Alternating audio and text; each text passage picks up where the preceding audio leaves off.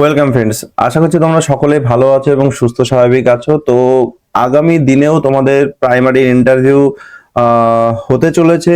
এই ফেব্রুয়ারি মাস জুড়েই তোমাদের ইন্টারভিউ চলবে, তো সেই প্রস্তুতি আমরা ভালোভাবে আশা করছি নিতে পেরেছি। তো আজকে তোমাদের সঙ্গে একটা মোস্ট ইম্পর্টেন্ট টপিক আলোচনা করব, যার নাম হচ্ছে কিন্তু আমাদের এই 3D শেপস। তো এই 3D শেপস গুলো যেগুলো আমাদের আছে বিভিন্ন ধরনের ঘনবস্তু, সেটা বিশেষ করে আমাদের টেবিল নম্বর 10-এ কিন্তু সুন্দরভাবে নাকি সাজিয়ে রাখা আছে এবং সেখান থেকে বিভিন্ন প্রশ্ন কিন্তু আমাদের ভাবি শিক্ষক শিক্ষিকাকে ফেস করতে হচ্ছে। তো অনেকেই আমাকে রিকোয়েস্ট করেছে, তো সেটার জন্য আমি আলোচনা করার অবশ্যই চেষ্টা করছি আমার তরফ থেকে। তো ভিডিওটা শেষ পর্যন্ত দেখলে তোমরা আশা করছি এই টপিকের ওপর যদি কোনো প্রশ্ন তোমাদের করে, আশা করছি তোমরা পারবে। যেমন বিভিন্ন প্রশ্ন করতে পারে, যেমন অয়লার্স থিওরাম কি আছে, অয়লার্স থিওরাম কোন কোন শেপের জন্য আমরা অ্যাপ্লিকেবল করতে পারবো, ঠিক আছে। তো এই যে অয়লার্স থিওরামটা আছে না, তো এটা কিন্তু আমাদের কিন্তু যদি আমরা না জানি, তো এই অয়লার্স থিওরামটা কিন্তু আমরা কিন্তু বলতে পারবো না। তো এগুলো সম্পূর্ণটা জানার জন্য তোমরা কিন্তু ধাপে ধাপে দেখবে। আর ভিডিওটা যদি একটু লেন্দি হয়, একটু মানিয়ে নেবে, কারণ তথ্যবহুল ক্লাস, আশা করছি তোমাদের ভালো লাগবে। তো এই যে আমাদের যে ঘন বস্তু যেগুলো আছে, সেই ঘন বস্তুগুলো আমরা কেন ঘন বস্তু বলি সেটাও আগে আমাদের জানতে হবে। এখানে প্রশ্ন করতে পারে যে ঘন বস্তু আপনাদের কত রকমের আপনি ঘন বস্তু জানেন। তো প্রথমে যে একটা ঘন বস্তু আছে, সেই ঘন বস্তুটাকে আমরা বলে থাকি সুষম ঘন বস্তু, এবং আরেকটা আছে যেটাকে আমরা কিন্তু বলে থাকি সুষম না, অর্থাৎ হচ্ছে বিষম ধরনের ঘন বস্তু। যেমন যদি আমাদের সামনে একটা সুন্দর করে যদি একটা টেবিল, আমাদের একটা ইট রেখে দেওয়া হয়, একটা সুন্দর পরিষ্কার পরিচ্ছন্ন ইট যদি রেখে দেওয়া হয়, বা একটা বই রেখে দেওয়া হয়, সেই বইটার দিকে বা সেই ঘনবস্তুটার দিকে তাকালে আমরা দেখতে পারবো যেটা চারিদিক সুন্দরভাবে সমানভাবে আছে, এটা হচ্ছে সুষম ঘনবস্তু। কিন্তু তার পাশেই যদি আমাদের একটা ওই ইটের যদি কোনো একটা অংশ, ঠিক আছে, এমন ভাবে রাখা হলো, এটা হয়তো সমান হয়ে যাচ্ছে, এটা না, আমার এটা এমন ভাবে রাখা হলো, এটা একটু এরকম ভাবে কোনা কেটে গেল, যেটা আমাদের সুষম হচ্ছে না, তখন সেই ধরনের ঘনবস্তুকে আমরা বিষম ঘনবস্তু বলবো।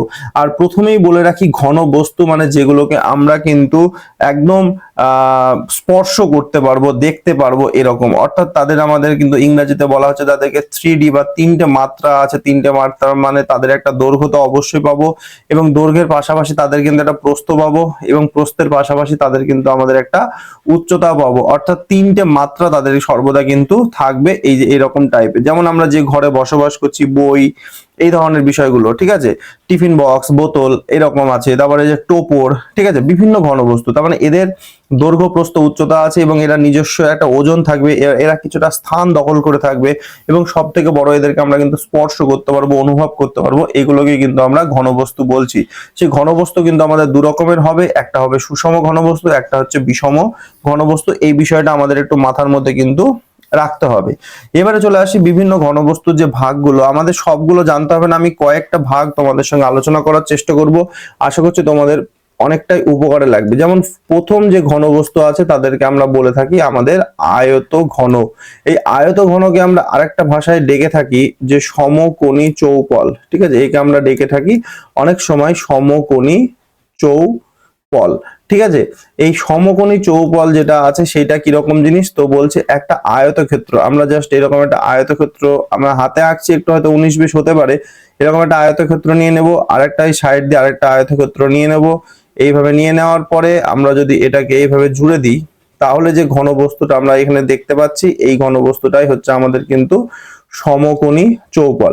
এবং এই সমকোণী চৌপলটার দিকে যদি আমরা একটু ভালোভাবে তাকাই, তাহলে দেখব যে এই সমকোণী চৌপলের কিন্তু মোটের উপর কিন্তু 6টা তল পাওয়া যাবে। যেমন এই ওপরের দিকে এই যে এখানে একটা আমি দাগ দেওয়ার চেষ্টা করলাম, এটা যেমন একটা তল হবে, এটা 1 নম্বর যদি ধরি, ভেতরের দিকে ওইটা থাকবে আমাদের 2 নম্বর তল, এইদিকে আমাদের 3 নম্বর তল, আমাদের এই পাশে একটা 4 নম্বর, নিচে একটা 5, আর আমাদের দিকে একটা থাকলো, সেটা হচ্ছে আমাদের 6 নম্বর তল। অর্থাৎ এই ঘনবস্তুগুলোর যে তল বা সেটা হবে আমাদের কিন্তু 6টা, অর্থাৎ সারফেস বা তল সেটা কিন্তু হবে আমাদের 6টা। এবং আমরা যদি এই ঘনবস্তুটার দিকে তাকাই, এবং তাহলে দেখব এর যে বাহুর সংখ্যা, সেই বাহুগুলো যদি আমরা মার্কিং করতে শুরু করি, এই যে 1, 2, 3, 4, এবং এই রকম 4টে কিন্তু আমরা নিচেও পাবো, এই যে 5, 6 7 8 এবং এই যে চারটে খাড়া খাড়া হয়ে আছে, এই যে একটা 9, এই একটা 10, ভেতরের ওই একটা 11, এই একটা 12, অর্থাৎ এইগুলোকে আমরা বলে থাকি ধার, বা এটাকে আমরা অনেকে আবার কিন্তু প্রান্তিকীও বলে থাকি। তো ধার বা প্রান্তিকী এটা পাচ্ছি আমরা কিন্তু 12টা। আর এই যে শীর্ষবিন্দু, এই যে এক একটা বিন্দু আমরা পাচ্ছি, এই যে এক একটা দুটো সরল রেখাংশ বা দুটো ধার যেখানে মিলিত হয়েছে, এই শীর্ষবিন্দু, এই শীর্ষবিন্দু যদি দিকে তাকাই তাহলে আমরা দেখবো মোটের উপরে এখানে কিন্তু আমাদের যে শীর্ষবিন্দু, সেই শীর্ষবিন্দু কিন্তু পাবো আমরা মোটের উপর 8টা। শীর্ষবিন্দু হচ্ছে 8টা। তো একটা জিনিস মাথায় রাখবো যে এই যে আমাদের তল আছে, সেই তলটাকে আমরা কিন্তু বলে থাকি সারফেস। ঠিক আছে, এই তলটাকে আমরা বলে থাকি কি, তলটাকে বলে থাকি আমাদের সারফেস। ওনারা যেহেতু ইংলিশ ভার্সনের অনেক সময় প্রশ্ন করে বসেন, তো এটা একটু মাথায় রাখতে হবে। এটাকে আমাদের বলে থাকি বাহু বা এডস বলে থাকি, এটাকে আমরা বলে থাকি আমাদের ভার্টেক্স। ঠিক আছে, এই জিনিসগুলো কিন্তু আমাদের একটু মাথায় রাখতে হবে। আবার সারফেস বা অনেক সময় এটাকে কিন্তু আমরা সংক্ষেপে ফেসও বলে থাকি, সারফেস বা ফেস।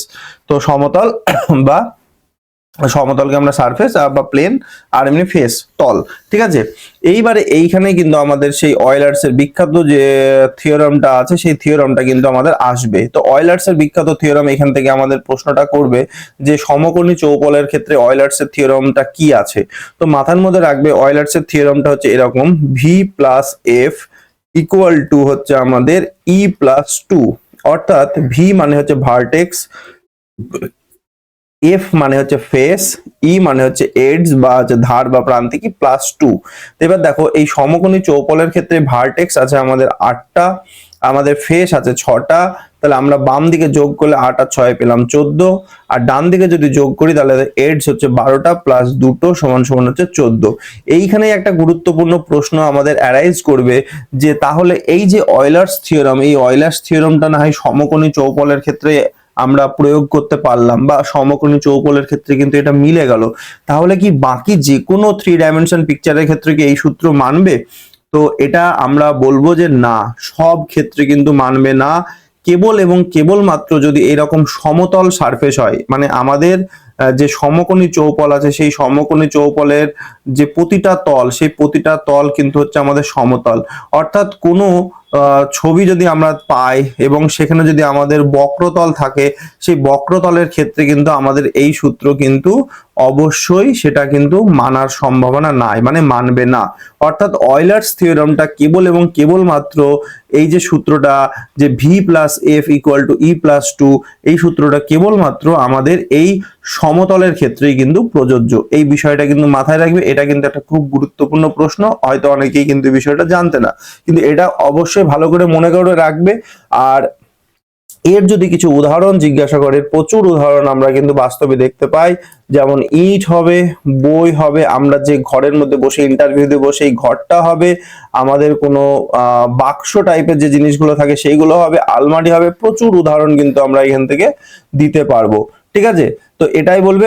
আরেকটা জিনিস এখানে মনে রাখবে, তোমরা যে ঘরের ভেতরে আছো, সেই ঘরের ভেতরটা তোমরা যদি একটু ভালোভাবে তাকাও, দেখতে পাবে এখানে কিন্তু মোটের ওপর আমরা কিন্তু 4টে কর্ণ কিন্তু আমরা এখানে টানতে পারবো। ঠিক আছে, আমরা যদি এটাকে ডিনোট করি এ বি সি, এটাকে ডি যদি নাম দিই, এটা ই, এটা এফ, সরি এটা এফ, এটা জি, এবং এটা হচ্ছে আমাদের এইচ।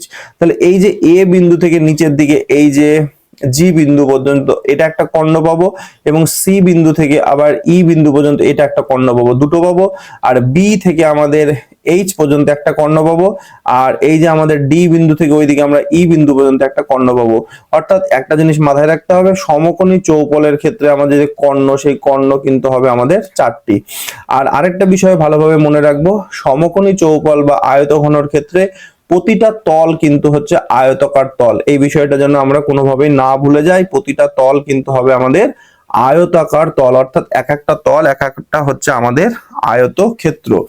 এইবারে এই সমকোণী চৌপলের থেকেই আমাদের যে জিনিসটা আবিষ্কার হলো, সেই জিনিসটা হচ্ছে আমাদের কিন্তু ঘনক। ঘনকের ক্ষেত্রেও সেম একই রকম, সমকোণী চৌপলের ক্ষেত্রে যেটা আমরা নিয়েছিলাম একটা আয়তক্ষেত্র নিয়েছিলাম, কিন্তু এখানে আমরা যেটা নেব সেটা নেব হচ্ছে একটা বর্গক্ষেত্র। তো আমরা যদি এরকম একটা বর্গক্ষেত্র অঙ্কন করে নিতে পারি, এই জাস্ট এরকম টাইপের একটা বর্গক্ষেত্র, এবং এই বর্গক্ষেত্রটা যদি আমরা এই বাহুগুলো এইভাবে সুন্দরভাবে যুক্ত করে দিতে পারি, ঠিক আছে, এইভাবে যদি আমরা যুক্ত করে দিতে পারি, তাহলে যে বস্তুটা তৈরি হবে সেইটাই হচ্ছে আমাদের কিন্তু ঘনক। অর্থাৎ ঘনকের ক্ষেত্রে যেটা হচ্ছে, ঘনকের ক্ষেত্রে সমস্ত বাহুর যে দৈর্ঘ্যগুলো, সেই বাহুর দৈর্ঘ্যগুলো কিন্তু সব সমান হওয়ার জন্য এর কিন্তু চেহারাটা জাস্ট এরকম টাইপের হচ্ছে, এবং এর যে আয়তঘন বা সমকোণী চৌপলে যেমন থাকছে এরও কিন্তু সেম ফেসিলিটি থাকবে। অর্থাৎ এর ক্ষেত্রেও কিন্তু সারফেস বা ফেস আমাদের হবে 6টি, এর ক্ষেত্রেও কিন্তু ভার্টেক্স বা শীর্ষবিন্দু হবে 8টি, এর ক্ষেত্রেও কিন্তু ডায়াগোনাল বা কর্ণ হবে আমাদের 4টি, এর ক্ষেত্রেও আমাদের এডস বা ধার বা প্রান্তিকই হবে আমাদের 12টি, এর ক্ষেত্রেও কিন্তু আমাদের যে প্রতিটা তল, সেই প্রতিটা তল কিন্তু হবে আমাদের বর্গাকার, এর প্রতিটা তল কিন্তু হবে আমাদের বর্গাকার। এই বিষয়টা কিন্তু মাথায় রাখতে হবে। আরেকটা বিষয় যদি তোমাদেরকে এখানে প্রশ্ন করে যে আচ্ছা বলুন তো, যে এই যে সমকোণী চৌপল আপনি পড়ালেন, এই সমকোণী চৌপলের ক্ষেত্রফল বা এই বৃত্তান্ত আপনাকে যদি প্রশ্ন করে যে ক্ষেত্রফল কি হবে বা কিছু এই ধরনের কিছু যদি আমাদের প্রশ্ন করে, সেটারও কিন্তু আমরা উত্তর কিন্তু এখানে দেওয়ার চেষ্টা করব, ঠিক আছে। তো একটা জিনিস মাথায় রাখতে হবে যে সমকোণী চৌপলের ক্ষেত্রে যে ক্ষেত্রফল যদি আমাদের প্রশ্ন করে, তাহলে আমাদের দেখতে হবে প্রতিটা তল কিন্তু হচ্ছে আমাদের আয়তক্ষেত্রাকার তল। তাহলে আয়তক্ষেত্রাকার তল হওয়া মানে প্রতিটা তলের কিন্তু একটা নির্দিষ্ট দৈর্ঘ্য আছে, প্রস্থ আছে, ঠিক আছে। তো আমরা যদি ধরে নিই যে আয়তক্ষেত্রের প্রতিটা আয়তাকার তলের দৈর্ঘ্য যদি a একক হয়, আর আমাদের তার যদি প্রস্থ আমাদের b একক হয়, আর আমাদের উচ্চতা যেটা সেইটা যদি আমাদের c একক হয়, তাহলে এর রেসপেক্টে তোমরা এইভাবে একটা সার্কেল বানিয়ে নেবে, ঠিক আছে। এইভাবে সার্কেল বানিয়ে নেবে, একটা a, একটা b, একটা c লিখবে, এবং আয়তক্ষেত্রের যে ক্ষেত্রফলের সূত্র আছে আমাদের দৈর্ঘ্য ইনটু প্রস্থ, সেইটা যদি আমরা অ্যাপ্লাই করি, তাহলে দেখবে ab plus bc plus ca এইভাবে আসতে হবে, আর সামনে একটা 2 লাগিয়ে দিতে হবে, তাহলেই হয়ে যাবে। কেন 2 লাগাতে হবে আমি বলে দিচ্ছি। দেখো 6টা তল, ধরো তুমি মেঝের ক্ষেত্রফল বের করছো, তাহলে ab হবে, ছাদেরটাও ab হবে, সেই জন্য আগে 2। তুমি ধরো যে কোনো একটা দেওয়ালের বার করছো প্রস্থ বরাবর, তাহলে তার প্রস্থ ইনটু উচ্চতা, আর যদি তুমি দৈর্ঘ্য বরাবর দেওয়ালের ক্ষেত্রফল বের করো, তাহলে দৈর্ঘ্য ইনটু উচ্চতা। তো এইভাবে কিন্তু তুমি তার ক্ষেত্রফল বার করতে পারবে। আরেকটা জিনিস সর্বদাই ধরে, সেটা হচ্ছে তোমাকে প্রশ্ন করবে যে আপনি যে ইন্টারভিউ রুমটাতে বসে ইন্টারভিউ দিচ্ছেন, বলুন তো এই ইন্টারভিউ রুমের ভেতরে সবচেয়ে বড় মাপের যে কাঠি বা সবচেয়ে বড় মাপের কোনো দৈর্ঘ্যের একটা জিনিস আপনি রাখবেন, তার দৈর্ঘ্য কত হবে? তো মনে রাখবে সেইটা মানে হচ্ছে তোমাকে জিজ্ঞাসা করছে যে সেই রুমটার কর্ণের দৈর্ঘ্য কত, আর কর্ণের দৈর্ঘ্য হচ্ছে সর্বদাই মনে রাখবে √অফ দৈর্ঘ্য স্কয়ার প্লাস প্রস্থ স্কয়ার প্লাস উচ্চতা স্কয়ার এত একক। এবার একক আমাদের যেটা থাকবে সেটা কিন্তু আমাদের উত্তর হবে। তো সেম এই সূত্রটা আমরা এখানে মাথায় রাখবো। আর ঘনকের ক্ষেত্রে সেম একই জিনিস যখন আমরা আসবে, ঘনকের ক্ষেত্রে সেম একই জিনিস হবে, কিন্তু সেটা কিন্তু আমাদের হয়ে যাবে ঘনকের ক্ষেত্রে সেটা হয়ে যাবে আমাদের দৈর্ঘ্য ইনটু প্রস্থ ইনটু উচ্চতা। অর্থাৎ ঘনকের ক্ষেত্রে আর কিছুই না, ঘনকের ক্ষেত্রে ওই সূত্রগুলোই অ্যাপ্লাই হবে, কিন্তু সেইটা কিন্তু হচ্ছে আমাদের এ বি সি সমান হয়ে যাবে। অর্থাৎ যদি আমাদের বলে যে ঘনকের কর্ণের দৈর্ঘ্য কত, তাহলে আমাদের এই যে কর্ণের দৈর্ঘ্যটা আমরা জানতাম সমকোণী চৌপলের ক্ষেত্রে সেটাই হবে, শুধু সব জায়গায় কিন্তু 3টে এ বসে যাবে বা 3টে বি বসে যাবে। অর্থাৎ যেটা আমরা বলতে পারি √3 ইন্টু এ। তোমাকে যদি বলে যে তার সমগ্র দলের ক্ষেত্রফল কত, তাহলে আমাদের 2 থাকলো, ভেতরে square plus square plus square, অর্থাৎ আমরা এখান থেকে পেয়ে যাব 6 স্কয়ার। ব্যাপারটা হচ্ছে এই রকম, ঠিক আছে। আর ঘনকের যে এক একটা তল আছে, সেই এক একটা তল কিন্তু হচ্ছে আমাদের বর্গাকার তল। তো সেই জন্য আমাদের যদি এক একটা তলের কর্ণের দৈর্ঘ্য বার করতে দেয়, ধরো এখান থেকে এটা কিন্তু ঘনকের এই তলের কর্ণের দৈর্ঘ্য, তাহলে এর বাহু যদি এ হয়, তাহলে এই কর্ণের দৈর্ঘ্য হবে বাহু ইনটু কিন্তু √2, অর্থাৎ এই এককটা কিন্তু আমাদের উত্তর হবে। তো এই যে বিষয়গুলো, এটা হচ্ছে কিন্তু আমাদের ঘনকের ক্ষেত্রে একটা জিনিস। আরেকটা জিনিস খুবই ইম্পর্টেন্ট, আরেকটা কথা সবসময় আমরা মাথায় রাখবো, যে এই ঘন বস্তুর ক্ষেত্রে যে জিনিসটা আমরা সর্বদা বার করতে পারি, সেই জিনিসটার নামই হচ্ছে কিন্তু আয়তন। এটা কিন্তু দ্বিমাত্রিক জগতে কিন্তু নেই, একমাত্র ত্রিমাত্রিক যে ঘনবস্তু তাদের ক্ষেত্রেই কিন্তু এই ভলিউম বা আয়তনটা কিন্তু আমরা বার করতে পারি। আর সমকোণী চৌপলের ক্ষেত্রে সেই আয়তন বার করার সূত্র হচ্ছে দৈর্ঘ্য ইন্টু প্রস্থ ইন্টু উচ্চতা এত ঘন একক। ঠিক আছে, এত ঘন একক মানে দৈর্ঘ্য প্রস্থ উচ্চতা গুণ করলেই আয়তন হয়ে যায়।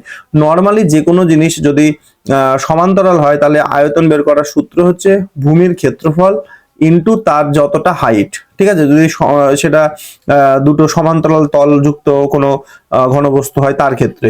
তো যেহেতু আমাদের সমকোণী চৌপল বলো বা আমাদের এই বর্গাকার যে ঘনক বলো, এদের ওপরের তল এবং নিচের তল যেহেতু সমান্তরাল, সেই জন্য এদের ভূমির ক্ষেত্রফলের সঙ্গে এই উচ্চতাটা গুণ করে দিলে আমরা আয়তন পেয়ে যাব। তো সেম একই রকম ভাবে যেহেতু সমকোণী চৌপল বা আয়তঘনের ক্ষেত্রে a into B into C আমাদের হলো আয়তঘনের আয়তন, সেম একই রকম ভাবে ঘনকের ক্ষেত্রেও কিন্তু আমরা a ইন্টু এ যদি করে দিই, অর্থাৎ আমাদের a কিউব যদি হয়ে যায়, সেটাই কিন্তু আমাদের হয়ে গেল তার আয়তনের সূত্র। তো আশা করছি এইটুকু আমরা খুব সুন্দরভাবে বুঝতে পারলাম। এইবারে আমরা পরবর্তী যে আর একটা ঘনবস্তু আছে 3 নম্বর ঘনবস্তু, সেটা নিয়ে আলোচনা করব। তো তার আগে তোমাদের সঙ্গে একটা খুব গুরুত্বপূর্ণ কথা বলার আছে, তো তোমরা সেটা দেখো এবং তোমরা বিষয়টা বোঝার চেষ্টা করো। তো তোমাদের সঙ্গে যে জিনিসটা বলবো সেটা হচ্ছে জওহর নবোদয় বিদ্যালয়, এটা আমাদের 2027-এর যে এন্ট্রান্স এক্সাম হচ্ছে তার উপরে একটা খুব সুন্দর বই আমাদের এই বইটা বার করেছে, এবং এই বইটা বার করেছে আমাদের কিন্তু আগারওয়াল এক্সাম কার্ড যে কোম্পানি আছে সেই কোম্পানির তরফ থেকে। অসাধারণ একটা বই, এবং এই বইটার যে কি ফিচার্স, এই কি ফিচার্স এর মধ্যে আমরা কিন্তু বেশ কিছু জিনিস আমরা পেয়ে যাব সেই বইগুলোর মধ্যে। সেটার মধ্যে থাকছে কমপ্লিট থিওরি, প্র্যাকটিস কোশ্চেন থাকছে, সলভ পেপার থাকছে, এবং একটা কিন্তু স্পেশাল মক টেস্টের ব্যবস্থা থাকছে। এবং এই কোম্পানির তরফ থেকে যে আগারওয়াল এক্সাম কার্ড যে বইটা বার করেছে তার নবোদয় বিদ্যালয়ের জন্য, সেইটার আরো স্পেশাল কিছু ইম্পর্টেন্ট বুকস তোমরা চাইলে কিন্তু নিতে পারো। সেই বুকগুলো কিন্তু এখানে দেওয়া আছে, যেমন এখানে পরপর 3টে বুকস আমরা দেখতে পাচ্ছি। এবং সব থেকে ভালো যে বিষয়টা সেটা হচ্ছে এই বইগুলো তোমরা বাড়িতে বসে অনলাইনেও অর্ডার করতে পারবে। এই যে ওয়েবসাইট আছে, এই অ্যামাজন বা ওদের যে examcard.in যে ওয়েবসাইট আছে, আমি ডেসক্রিপশনে লিংক দিয়ে দেবো, সেখান থেকেও কিন্তু খুব সুন্দরভাবে এই বইগুলো তোমরা পারচেস করতে পারবে ঘরে বসে উইথ স্পেশাল ডিসকাউন্ট।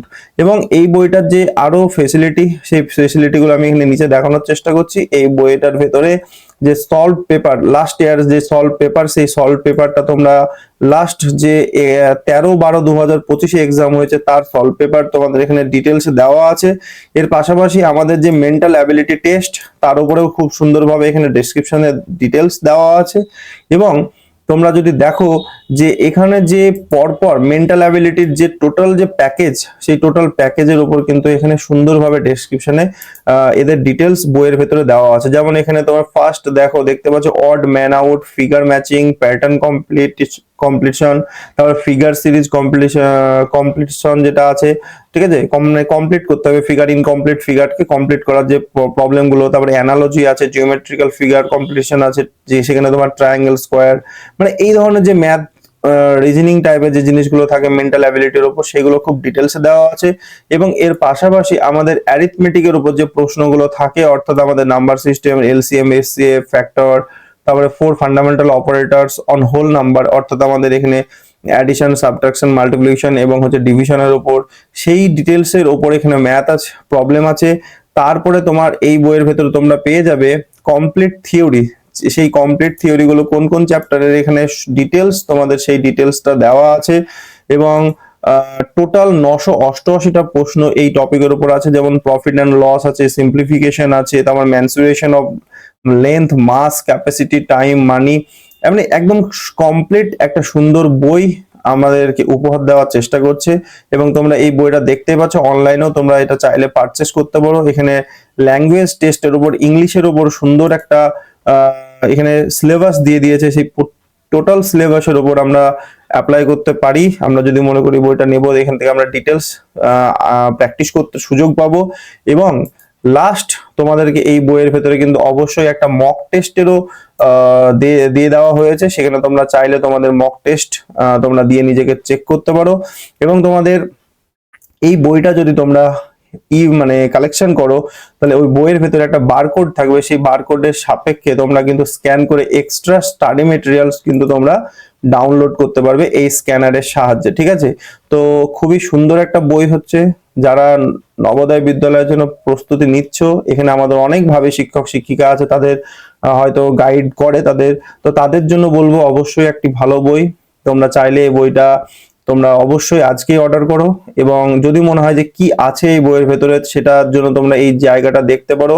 তোমরা মেন্টাল অ্যাবিলিটির যে টেস্ট, সেখানে ফার্স্ট যে চ্যাপ্টার ছিল ম্যান অড ম্যান আউট, সেটার উপর তোমরা দেখতে পাচ্ছ এই যে এরকম একটা 4টে ফিগার দেওয়া থাকবে। সেই ফিগারের মধ্যে থেকে কোন ফিগারটা ডিফারেন্ট আছে এটা কিন্তু বাচ্চাদের কিন্তু করতে হবে। ঠিক আছে, যে যেমন এখানে একটা 4টে ফিগার দেওয়া আছে, দেখো ডট যেখানে আছে অ্যারো সাইনটা সেই দিকেই আছে। আশা করছি তোমরা বুঝতে পেরে গেছো উত্তরটা ডি অপশনটা কেন হচ্ছে। এখানে দেখো ডট অ্যারো, ডট সেদিকে অ্যারো, ডট সেদিকে অ্যারো, কিন্তু এখানে ডট সেদিকে অ্যারো নেই, অপোজিট সাইডে অ্যারো, তাহলে এটা আমাদের আলাদা একটা ফিগার হবে। তো এইরকম টাইপের যে বিভিন্ন প্রশ্নগুলো আছে তার একটা সুন্দর সম্ভার নিয়ে আমাদের এই কোম্পানি বইটা পাবলিশ করেছে, এবং এখনো পর্যন্ত প্রচুর শিক্ষার্থী আমাদের এই বই থেকে কিন্তু উপকৃত হয়েছে। তো আগামী দিন যারা জওহর নবোদয় বিদ্যালয়ের জন্য প্রস্তুতি নিচ্ছ, তারা ইমিডিয়েট অ্যামাজন থেকে, বা আমি ডেসক্রিপশনে লিঙ্ক দিয়ে দেবো, সেই লিঙ্ক থেকে তোমরা চাইলে বুকটা অর্ডার করে নিতে পারো। এই বুকটার প্রাইস আমাদের এই পিডিএফ এ দেখাচ্ছে 399, কিন্তু তোমরা স্পেশাল ডিসকাউন্ট পেয়ে যাবে অ্যামাজনে এবং examcart.in ওয়েবসাইটে।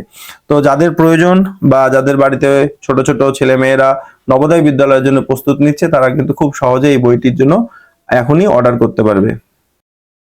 তো আবারও চলে আসলাম আমাদের পরবর্তী টপিক আলোচনাতে। আমরা এবার 3 নম্বর যে জিনিসটা আলোচনা করার চেষ্টা করব, সেই 3 নম্বর জিনিসটা হচ্ছে আমাদের 3 নম্বরে রাখছি আমরা গোলককে। ঠিক আছে, গোলক বা যাকে আমরা কিন্তু স্ফিয়ার বলছি। ঠিক আছে, স্ফিয়ার জিনিসটা হচ্ছে কি, আমাদের একটা যে বৃত্ত আছে না, সেই বৃত্তকে যদি আমরা একটা অক্ষ রেখে যদি আমরা তাকে এই অক্ষ বরাবর তাকে রোটেট করি, এভাবে রোটেট করি, তাহলে যে ধরনের ফেসটা কিন্তু আমাদের তৈরি হবে, সেটাই কিন্তু দেখতে অনেকটা গোলকের মতন হবে। জাস্ট এরকম টাইপের একটা কিন্তু চেহারা নেবে, সেটাকে কিন্তু আমরা বলে থাকবো কি, সেটাকে আমরা বলে থাকবো কিন্তু গোলক। আর এই গোলকের কিন্তু একটাই তল হবে, এই গোলকের কিন্তু একটাই তল হবে, এবং মাথার মধ্যে রাখবো এই তলটা কিন্তু অবশ্যই কিন্তু কি তল হবে, এটা কিন্তু অবশ্যই হবে একটা বক্রতল। এই বিষয়টা কিন্তু মাথার মধ্যে রাখবো। আর গোলকের যে উদাহরণ যদি দেওয়া হয়, তাহলে উদাহরণ হিসেবে আমরা কিন্তু ফুটবল বা ভলিবল বা ক্যাম্বিস বল বা এই টাইপের কিছু উদাহরণ কিন্তু আমরা রাখতে পারি।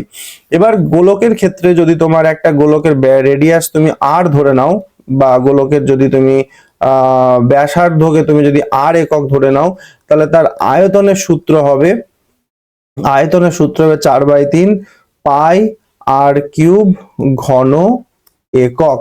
এটা কিন্তু তার আয়তনের সূত্র হবে। আর গোলকের যে চারপাশের যে তলটা আছে, সেই বাইরের তলটা, অর্থাৎ যে অংশটায় আমাদের চামড়া লাগানো থাকে, অর্থাৎ ফুটবলের ক্ষেত্রে, তার যদি ক্ষেত্রফল জিজ্ঞাসা করে, তাহলে আমরা বলবো 4πr² বর্গ একক। এটা হচ্ছে তার সমগ্র দলের ক্ষেত্রফল। সরি, তাহলে এই বিষয়টা কিন্তু আমাদের মাথার মধ্যে রাখতে হবে যে গোলকের আয়তনের ক্ষেত্রফল হচ্ছে সূত্র হচ্ছে 4/3 পাই আর কিউব, আর সমগ্র দলের ক্ষেত্রফল হচ্ছে 4πr² বর্গ একক। এবার যদি গোলকটা আমাদের পুরো না দিয়ে যদি আমাদের এরকম টাইপের একটা অর্ধ গোলক দিয়ে দিত, তো তার ক্ষেত্রে কিন্তু আমাদের এই সূত্রের কিছু পরিবর্তন হতো, সেটা মাথার মধ্যে রাখতে হবে। সেই অর্ধ গোলক যদি হতো, এবং তার যদি নিরেট অর্ধগোলক, যেটা বলছে নিরেট অর্ধগোলক যদি হতো, তার যদি আয়তন বের করতে দিত, তখন আমরা কিন্তু এটাকে 2/3 পাই আর কিউব ঘন একক, এটা কিন্তু আমরা বলতে পারতাম নিরেটের ক্ষেত্রে। আর যদি বলতো যে এর সমগ্র দলের ক্ষেত্রফল কি, এটা নিরেট আছে, তাহলে এই যে টোটাল বাঁকানো যদি পুরো গোলকটার ক্ষেত্রফল আমাদের 4πr² হয়, তাহলে নিরেট অর্ধগোলকের ক্ষেত্রে আমরা যে এই বাঁকানো যে অংশটা আছে, তার জন্য ক্ষেত্রফল পাবো 2πr², এবং উপরের এই যে বৃত্তাকার তলটা আছে, তার জন্য পাবো আমরা πr²। তো সব মিলিয়ে আমাদের ক্ষেত্রফল গিয়ে দাঁড়াবে 3πr² বর্গ একক। এটা একটু কিন্তু আমাদের মাথার মধ্যে রাখতে হবে। তো এই ছিল মোটামুটি গোলকের কনসেপ্ট। আচ্ছা, এবার আমরা 4 নম্বরে আলোচনা করব যে কোনো আরেকটা, তার নাম মধ্যে আমরা শঙ্কুটাকে আলোচনা করি দিই। শঙ্কু, শঙ্কু, শঙ্কু বা ইংরেজিতে একে কিন্তু আমরা বলে থাকি কোণ। তো শঙ্কুর ক্ষেত্রেও একটা ভালো কনসেপ্ট আছে, সেটা হচ্ছে কি আমরা সমকোণী ত্রিভুজ সম্পর্কে সবাই জানি। এই আমরা একটা সমকোণী ত্রিভুজ নিয়ে নিলাম, ঠিক আছে। এই সমকোণী ত্রিভুজটার এই যদি নাম দিয়ে দিই আমরা এবিসি, তাহলে এই এবিটাকে যদি আমরা স্থির রাখি, রেখে যদি আমরা এই প্রান্ততে আর এই প্রান্ত ফিক্সড করে যদি আমরা এটাকে পাখা খাওয়ার মতন, পাখা দিয়ে হাওয়া খাওয়ার মতন যদি এটাকে ঘোরাতে থাকি, তাহলে এটাকে যদি আমরা এইভাবে রোটেট করতে থাকি, ঠিক আছে, এইভাবে যদি আমরা এটাকে রোটেট করি, তাহলে দেখবে আমাদের এরকম টাইপের একটা ঘনবস্তু তৈরি হবে, ঠিক আছে। আর এই ঘনবস্তুটার নামই হচ্ছে কিন্তু আমাদের শঙ্কু, ঠিক আছে। আর এই ঘনবস্তুটার নামই হচ্ছে শঙ্কু। এবার আমরা যদি একটু ভালো করে লক্ষ্য করে দেখি, তাহলে দেখবো বিয়ে বাড়ির টোপর, বাচ্চাদের যে জন্মদিন করি সেই জন্মদিনের টুপি, বা আমাদের যারা রাজমিস্ত্রি তাদের ক্ষেত্রে যে ওলন, সেইগুলো দেখতে কিন্তু অনেকটা এরকম হয়। আবার বাইরে যারা আমরা ঘুরতে যাই অনেক সময় তাঁবু খাটাই, সেই তাঁবুগুলোও কিন্তু এরকম দেখতে হয়। তো এইগুলোকে আমরা বলে থাকি শঙ্কু বা কোণ। এর তল যদি দেখো, তাহলে দেখো নিচে এরকম একটা সমতল পাবে, আর সাইডে এই যে যেখানে তাঁবুর যে ত্রিপলটা আমরা টাঙাচ্ছি সেটা একটা তল, সেটা হচ্ছে আমাদের পার্শ্বতল। তো শঙ্কুর ক্ষেত্রে তল আমরা পাবো দুটো, একটা হচ্ছে আমাদের সমতল, আর একটা কিন্তু আমরা পাবো বক্রতল, ঠিক আছে। আর শঙ্কুর ক্ষেত্রে আরেকটা জিনিস আমরা এখানে পাবো, সেটা হচ্ছে শঙ্কুর ক্ষেত্রে কিন্তু আমরা শীর্ষবিন্দু কিন্তু আমরা পাবো। শঙ্কুর ক্ষেত্রে কিন্তু এটা কিন্তু একটা ভালো পয়েন্ট, শীর্ষবিন্দু কিন্তু পাবো। কিন্তু যদি আমরা গোলকের ক্ষেত্রে দেখতাম, গোলকের ক্ষেত্রে কিন্তু কোনো শীর্ষবিন্দু কিন্তু আমরা পাবো না, আর এর একটাই তল পাবো, সেটা কিন্তু আমাদের অবশ্যই বক্রতল, অর্থাৎ এর কোনো সমতল নেই। কিন্তু শঙ্কুর নিচের যে তলটা আছে, সেই তলটা যদি আমাদের কিছু দিয়ে ঢাকা থাকে, তাহলে এর তল দুটো হবে। একটা হবে আমাদের সমতল, অর্থাৎ সমতল পাবো আমরা এখানে একটা, আর আরেকটা পাবো কিন্তু আমাদের বক্রতল, অর্থাৎ সেই বক্রতলটাও পাবো হচ্ছে একটা। শঙ্কুর ক্ষেত্রে আরেকটা জিনিস যেটা না বললেই না, শঙ্কুর এটা হচ্ছে নিচের যে ভূমি, সেই ভূমির ব্যাসার্ধ আর এই উচ্চতাকে এইচ বলা হয়। আর এই যে বাঁকানো একটা তির্যক বাহু আছে বা স্ল্যান্ট হাইট যেটাকে বলা হচ্ছে, সেটাকে আমরা এল দিয়ে ডিফাইন করে থাকি। আর যদি একটু ভালো করে লক্ষ্য করে দেখো, এটা একটা সমকোণী ত্রিভুজ। তো সমকোণী ত্রিভুজের যে নর্মাল শর্ত, অর্থাৎ অতিভুজের স্কোয়ার ইকুয়াল টু লম্ব স্কোয়ার প্লাস ভূমি স্কোয়ার, সেই শর্ত অনুসারে শঙ্কুর তিনটে বাহুর মধ্যে একটা সম্পর্ক আছে। সেই সম্পর্কটা হচ্ছে তির্যক বাহুর তির্যক উচ্চতার বর্গ, তার উচ্চতার এবং তার ভূমির ব্যাসার্ধের বর্গের যোগফলের সঙ্গে কিন্তু সমান হবে। অর্থাৎ একটা সমকোণী ত্রিভুজকে ঘুরিয়ে তুমি কিন্তু একটা কি তৈরি করতে পারছো, শঙ্কু তৈরি করতে পারছো। এই বিষয়টা কিন্তু তোমার মনে রাখতে হবে এবং ওখানে কিন্তু সুন্দরভাবে ব্যাখ্যা করতে হবে। এটা হলো আমাদের শঙ্কুর ক্ষেত্রে। এবার যদি শঙ্কুর আয়তনের সূত্র বলে, তাহলে আয়তনের সূত্র হবে 1/3 পাই আর স্কোয়ার এইচ, এত ঘন একক। এই বিষয়টা মাথায় রাখতে হবে। শঙ্কুর দুটো তল, একটা হচ্ছে পার্শ্বতল, আর একটা হচ্ছে আমাদের ভূমির তল। তো ভূমিটা আমরা দেখতে পাচ্ছি, ভূমিটা আমাদের এখানে বৃত্তাকার তল আছে। তো বৃত্তের ক্ষেত্রফল আমাদের যেটা জানি পাই আর স্কোয়ার, আর পার্শ্বতল যেটা আছে সেই পার্শ্বতলের ক্ষেত্রফল হবে পাই আর এল।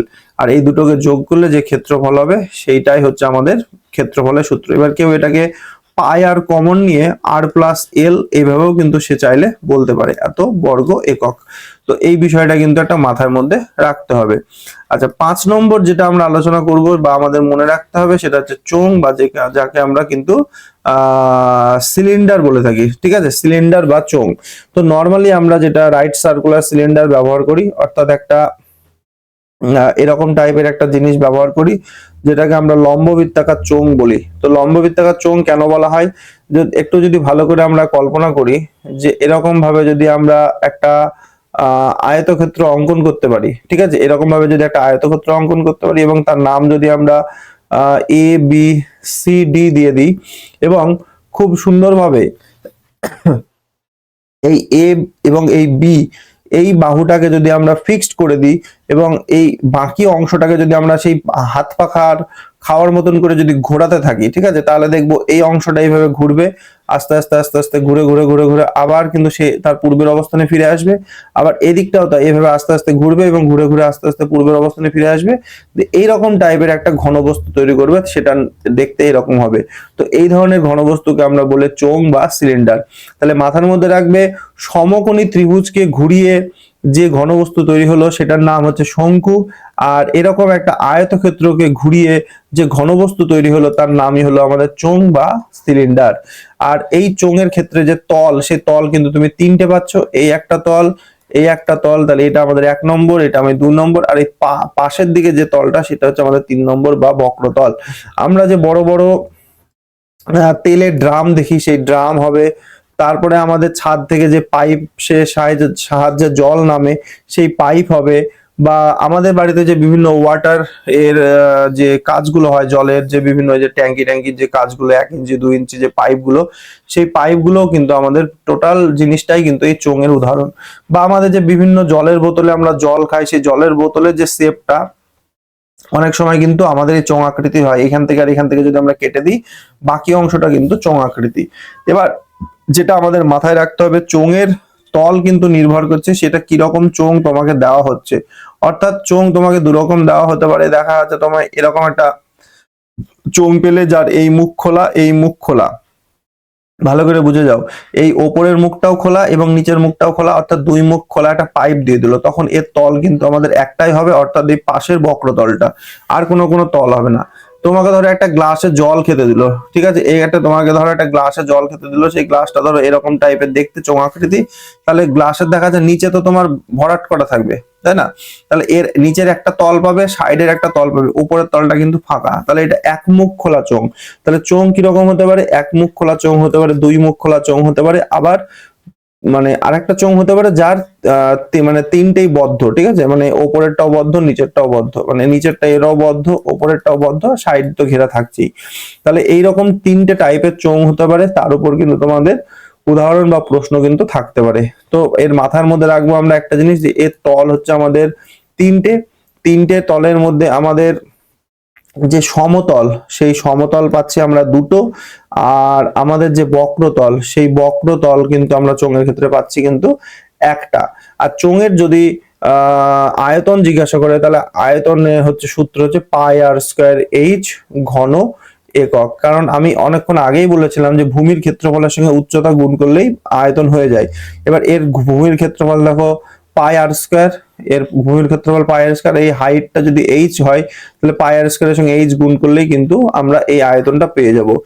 আর চোঙের আয়তনের সঙ্গে যদি আমরা 1/3 অর্থাৎ 3/1 করি, তাহলে কিন্তু এই শঙ্কুর আয়তন পাবো। অর্থাৎ একই ব্যাসার্ধের, ঠিক আছে, একই ব্যাসার্ধের যদি ভূমি বিশিষ্ট আমরা একটা, একই ব্যাসার্ধের ভূমি বিশিষ্ট যদি আমরা এরকম একটা চোঙ নিই, শঙ্কু নিই, আর একই ব্যাসার্ধ ভূমি বিশিষ্ট যদি আমরা এরকম একটা চোঙ নিই, ঠিক আছে, তো এর আয়তনের সূত্র হচ্ছে 1/3 পাই আর স্কয়ার এইচ, আর এর সূত্র হবে শুধু পাই আর স্কয়ার এইচ।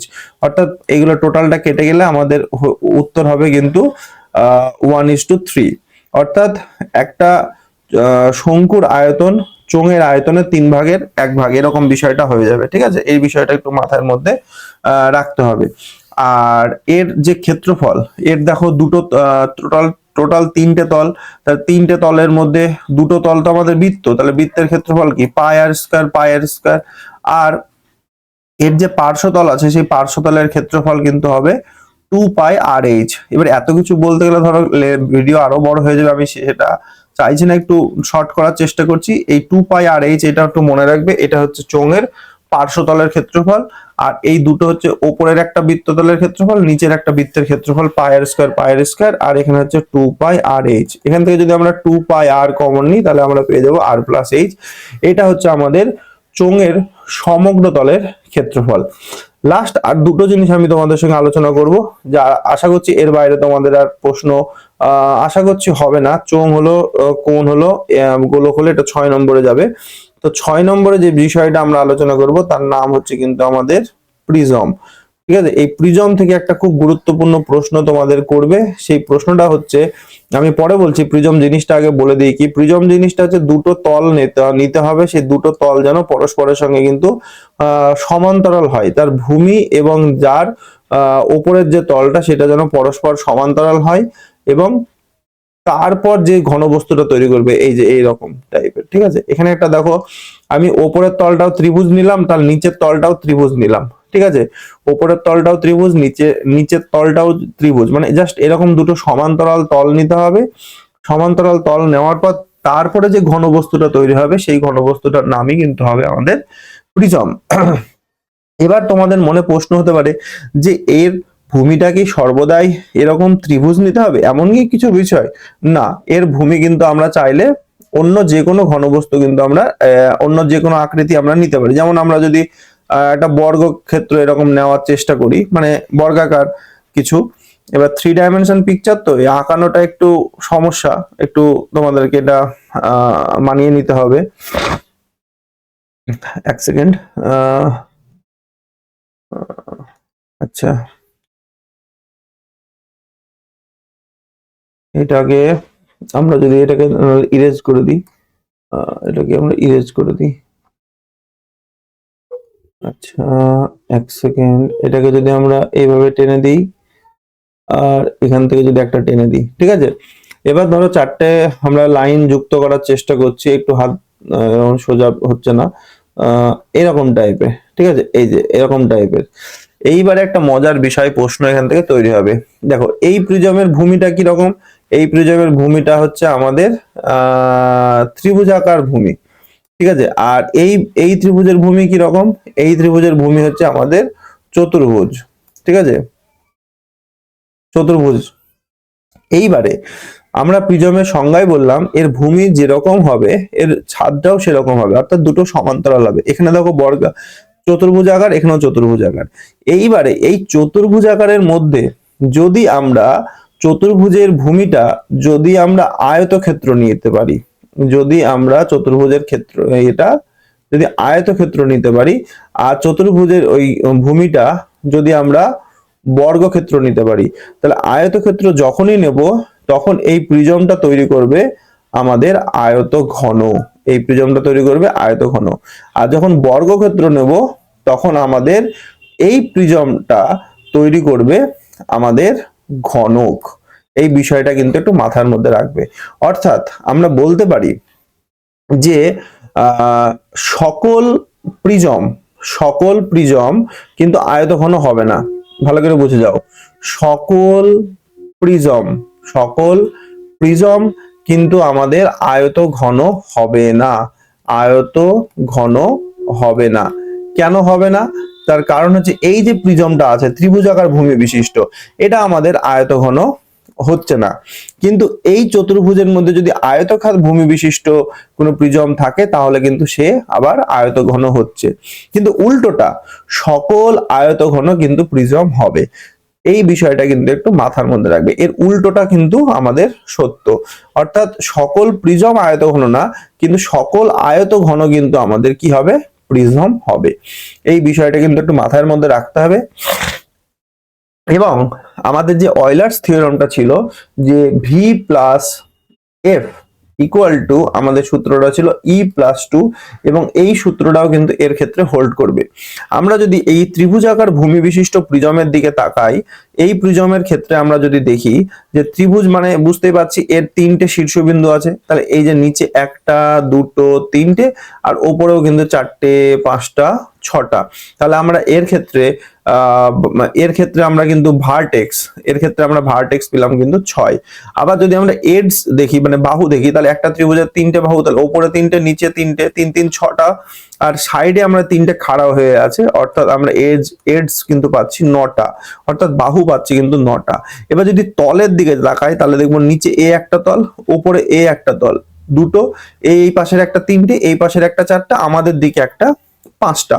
অর্থাৎ এর ক্ষেত্রে আমরা ফেস পাচ্ছি কিন্তু আমাদের 5টা। এইবারে যদি আমরা এই অয়লার্স থিওরিটা অ্যাপ্লাই করার চেষ্টা করি ভি প্লাস এফ, তাহলে আমরা দেখতে পাচ্ছি যে ভি প্লাস এফ মানে এই যে এইটা, মানে ভি মানে হচ্ছে ভার্টেক্স 6টা আর এফ মানে হচ্ছে 5টা, তাহলে 6 আর 5 11টা। আর আমাদের ই প্লাস টু, ই হচ্ছে আমাদের 9টা, তার সঙ্গে 2 যোগ করলে কিন্তু 11। তাহলে আমাদের অয়লার্স থিওরাম কিন্তু প্রিজমের ক্ষেত্রে হোল্ড করলো। একই রকম ভাবে যদি আমরা এই চতুর্ভুজ ভূমি বিশিষ্ট প্রিজম দেখি, তার ক্ষেত্রেও কিন্তু এটা হোল্ড করবে। তাহলে আমাদের মাথার মধ্যে রাখতে হবে প্রিজম জিনিসটা কিন্তু এমন না যে আমাদের তার ভূমি ত্রিভুজ হতে হবে বা চতুর্ভুজ হতে পারে, আমাদের মাথায় রাখতে হবে এর এর ভূমি কিন্তু আমাদের এর বাইরেও অন্য কিছু কিন্তু আমাদের হতে পারে। এরকম উল্টো পাল্টা একটা পঞ্চভুজ বা ষড়ভুজ যদি নিই, তার নিচেও একটা এরকম ভাবে পঞ্চভুজ বা ষড়ভুজ এঁকে তারপরে আমাদের এই প্রিজমটা ড্র করতে হবে, যেটা আঁকাটা একটু কঠিন, সেজন্য আমি আর আঁকলাম না। লাস্ট তোমাদের সঙ্গে আরেকটা জিনিস খুব গুরুত্বপূর্ণ আলোচনা করব, সেটার নাম হচ্ছে আমাদের পিরামিড। এই পিরামিডটাও আমাদের কিন্তু খুব সুন্দরভাবে মনে রাখার চেষ্টা করবে যে পিরামিড যে জিনিসটা, এর ইংরাজিতেও পিরামিডই বলে। তো পিরামিড জিনিসটা আর কিছুই না, প্রিজমের কাছাকাছি খুব সুন্দর একটা মিল আছে চিন্তা ভাবনার, যে এরকম যদি একটা ভূমি হয়, আমরা কি করব, এই ভূমি থেকে অনেকটা উঁচুতে একটা দাগ নেব এবং সেই দাগ থেকে সমস্ত ভূমির শীর্ষবিন্দুগুলোকে এভাবে যোগ করে দেবো, দিয়ে যে ঘনবস্তুটা তৈরি হবে এর নামই হচ্ছে পিরামিড। অর্থাৎ পিরামিডের ক্ষেত্রে কি হয়, পিরামিডের ক্ষেত্রে তোমার যেটা হয়, এরকম একটা তল পেলে, এই ভূমির একটা তল পেলে, এই পাশের একটা তল পেলে, আর আমাদের দিকে যেটা তাকিয়ে আছে সেটা একটা তল। অর্থাৎ এটা যদি 1 নম্বর 2 নম্বর 3 নম্বর হয়, আমাদের দিকে যে তলটা পড়ে থাকলো সেটা কিন্তু আমাদের হচ্ছে 4 নম্বর তল। অর্থাৎ এই পিরামিডের ক্ষেত্রে তুমি যেমন যেমন ভূমি নেবে তেমন তেমন কিন্তু তুমি তার ইয়ে পাবে, ওই ওপরের চেহারাটা পাবে। যেমন ধরো আমি এরকম একটা চতুর্ভুজের ভূমি নিয়েছি, ঠিক আছে, তাহলে তার ক্ষেত্রে ছবিটা কিন্তু জাস্ট এরকম হবে, এই যে এরকম টাইপের, হয়তো আমি জাস্ট এরকম হবে, বোঝাতে পারছি? তাহলে এর ক্ষেত্রে কি হচ্ছে, এর ক্ষেত্রে এটা একটা তল হচ্ছে, এটা একটা তল হচ্ছে, এটা একটা তল হচ্ছে, নিচের একটা তল হচ্ছে, আর আমাদের দিকের একটা তল কিন্তু থাকছে। অর্থাৎ এটাকে আমরা যদি 1 নম্বর 2 নম্বর 3 নম্বর নিচেরটাকে 4 দিই, তাহলে আমাদের দিকে থাকছে একটা 5 নম্বর। তাহলে একটা জিনিস ভালো করে লক্ষ্য করে দেখো, যখন আমরা ভূমিতে যে বাহুটা নিলাম, সেই বাহুটা হচ্ছে তখন ত্রিভুজাকার নিলাম, অর্থাৎ তার 3টে বাহু, 1 2 3 3টে বাহু।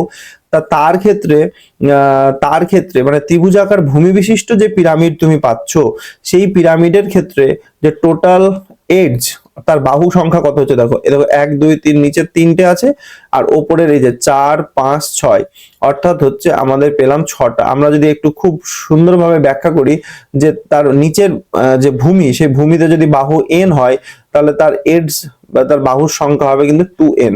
দেখবে এখানে 8টা হবে, এ দেখো 1 2 3 4, আর এই যে 5 6 7 8।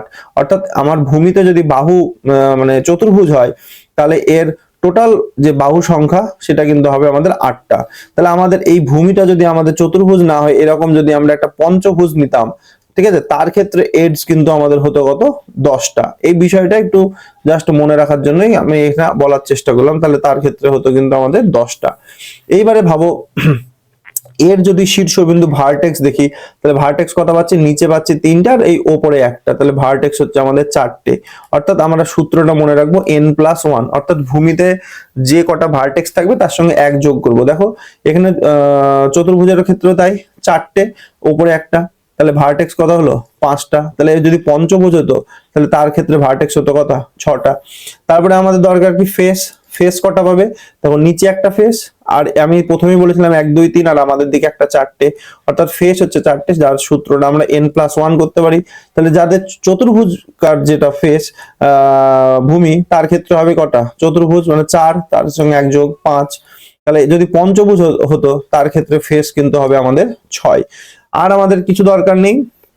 এবার যদি আমরা অয়লার্স ফর্মুলা এখানে অ্যাপ্লাই করি, অর্থাৎ V plus F equal to, আমরা চেক করে দেখব যে E+2 এই বিষয়টা আসছে কিনা। তাহলে ভি প্লাস এফ যদি অ্যাপ্লাই করে, তখন 4 এবং 4 যোগ করলে এখানে পাচ্ছি আমরা 8, আর ই হচ্ছে আমাদের এখানে 6টা, 6 + 2 যোগ করলেও কিন্তু আমরা পাচ্ছি 8। সেম একই রকম ভাবে আমরা এখানেও চেক করতে পারি, এই যে ভি প্লাস এফ যদি আমরা করি, তাহলে 5 আর 5 যোগ করলে 10 পাবো, আর ই এখানে 8 আছে, 8 + 2 যোগ করলে কিন্তু আমরা 10 পাবো। তো এই ছিল মোটামুটি পিরামিডের একটা সূত্র। পিরামিড থেকে একটা অসাধারণ প্রশ্ন আমাদের সবার সামনে আসতেই পারে, এই যে স্পেশালি যে ত্রিভুজাকার পিরামিডটা আছে, এই যে ত্রিভুজাকার পিরামিডটা আছে, এই পিরামিডের কিন্তু একটা খুব সুন্দর নাম আছে, তার নাম হচ্ছে কিন্তু আমাদের চতুর্স্থলক। এই জিনিসটা কিন্তু একটু আমরা মাথার মধ্যে রাখবো। এই স্পেশাল পিরামিডটার নাম হচ্ছে আমাদের চতুর্স্থলক, বা যেটাকে আমরা ইংরেজিতে বলছি টেট্রাহেড্রন। টেট্রা হ্যাঁ, HEDRON, হেড্রন, টেট্রাহেড্রন বা চতুর্স্থলক। এই বিষয়টা কিন্তু একটু মাথার মধ্যে রাখবো, যে তাহলে আমরা এখান থেকে একটা কনক্লুশন টানতেই পারি যে চতুর্স্থলক আরেকবারের মতন, হ্যাঁ, চতুর্স্থলক মানে এইরকম টাইপের যে পিরামিডটা পাবো, যার ভূমি হবে কিন্তু আমাদের এরকম একটা ত্রিভুজাকার ভূমি বিশিষ্ট যে পিরামিডটা পাচ্ছি, যে ত্রিভুজাকার ভূমি বিশিষ্ট যে পিরামিড, সেটাকে তো চতুর্স্থলক বলছি। তাহলে আমরা বলবো যে সমস্ত চতুর্স্থলক মানেই হচ্ছে কিন্তু পিরামিড। সমস্ত চতুর্স্থলক মানেই পিরামিড, কিন্তু উল্টো দিকটা কিন্তু সত্য হবে না। মানে পিরামিড মানেই যে সেটা চতুর্স্থলক তা না। যেমন এই যে আমরা চতুর্ভুজের ভূমি বিশিষ্ট যে পিরামিড, সেটা তো আর আমার চতুর্স্থলক হবে না, ঠিক আছে। আমরা যদি এরকম একটা পঞ্চভুজ নিয়ে নিই, ঠিক আছে, এরকম একটা পঞ্চভুজ নিয়ে নিলাম, সেই পঞ্চভুজ বাহু বিশিষ্ট ভূমি বিশিষ্ট যদি আমরা এরকম একটা পিরামিড এরকম অঙ্কন করি, তাহলে এই পিরামিডটাকে তো, এটা তো পিরামিড, কিন্তু এটা তো আর চতুর্স্থলক হবে না। চতুর্স্থলক মানে তার চারটে তল থাকতে হবে, এবং সেটা তখনই সম্ভব যার ভূমিটা যদি ত্রিভুজ হয়। এটা একটা খুবই গুরুত্বপূর্ণ কনসেপচুয়াল প্রশ্ন। আর একটা প্রশ্ন এখান থেকে তোমাদের আসতে পারে, সরি একটু ঠান্ডা লেগেছে। আরেকটা প্রশ্ন আসতে পারে, সেটা হচ্ছে সুষম, আর একটা হচ্ছে তোমার হচ্ছে সুষম চতুস্থলক কাকে বলে। মানে নর্মাল চতুস্থলক একটা প্রশ্ন আসতে পারে, আর সুষম চতুস্থলক। তাহলে সুষম কথাটা তখনই আসবে যখন আমার এই যে ভূমির যে ত্রিভুজটা নেব না আমরা চতুস্থলক তৈরি করার জন্য, সেই ভূমির ত্রিভুজ যেটা নেব, সেই ত্রিভুজটা যদি আমাদের একটা সমবাহু ত্রিভুজ হয়, তখন যে চতুস্থলকটা পাবো সেই চতুস্থলকটার নাম হবে কিন্তু আমাদের সুষম চতুস্থলক। তো আশা করছি তোমরা একটু হলেও তোমাদের সুবিধা হলো। বিশেষ করে এই অয়লার্স ফর্মুলা, এটা কিন্তু আমাদের খুবই গুরুত্বপূর্ণ একটা প্রশ্ন। এটা কিন্তু আমাদের কিন্তু ইন্টারভিউ টেবিলে ধরতে পারে, ঠিক আছে। আর আরেকটা বিষয়, আমি চেষ্টা করব তোমাদের এই পিডিএফটা যেটা আমরা আলোচনা করলাম সেটা তোমাদের ডেসক্রিপশনে শেয়ার করে দেওয়ার। তাহলে তোমাদের কিন্তু কাছে এটা থাকলে তোমাদের দেখলে ক্লাসটার কথা কিন্তু আশা করছি তোমাদের মনে রাখবে। তো সকলে ভালো থাকবে, সুস্থ থাকবে।